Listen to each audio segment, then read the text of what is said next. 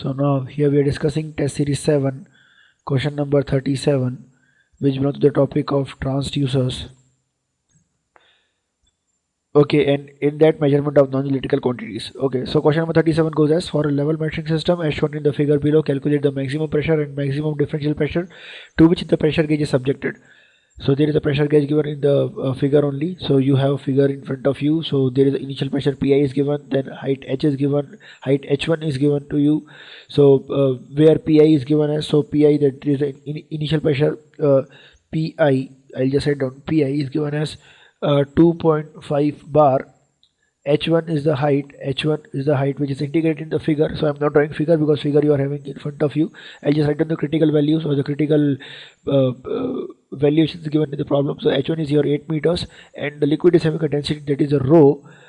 Density of liquid rho is 1.2 mg per meter cube. Fine. So now they have asked us to find out two values, that is maximum pressure and maximum differential pressure. So for finding out the maximum pressure, that is your max pressure,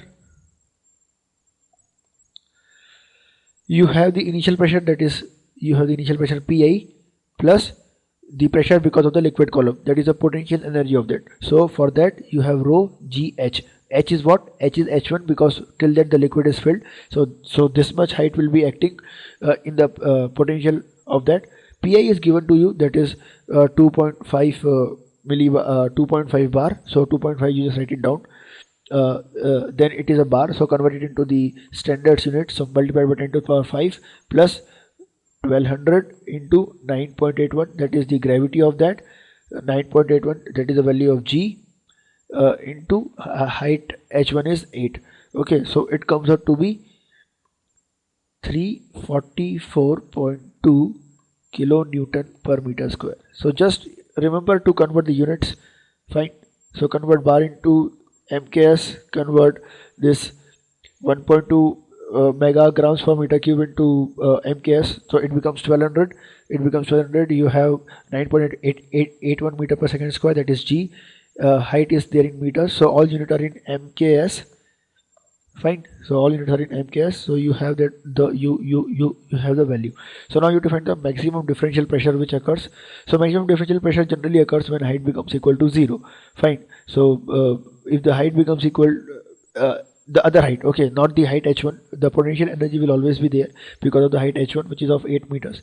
So the maximum differential pressure becomes equal when the initial pressure becomes equal when the initial pressure comes equal to the other H equal to 0. Fine. So maximum differential pressure occurs when the H, which is given in the left hand side in your figure, okay, not the H1. H1 is 8 meters and it is because of the liquid height column. So the height H, when it becomes 0, then you have the differential pressure which is maximum. So it will be Pi plus rho gh1 minus Pi. So Pi gets cancelled. You have only rho gh1. So value of rho gh1 will be 94.2 kilonewton per meter square. So what I have put it here is 1200 into 9.81 into 8. So this gives me this value 94.2 kilonewton per meter square. So now if you see the options, so option number C, which says 344.2 kilonewton per meter square and 94.2 kilonewton per meter square is correct. Okay, so for question number 37, option number C is correct. So option number C is the answer for question number 37.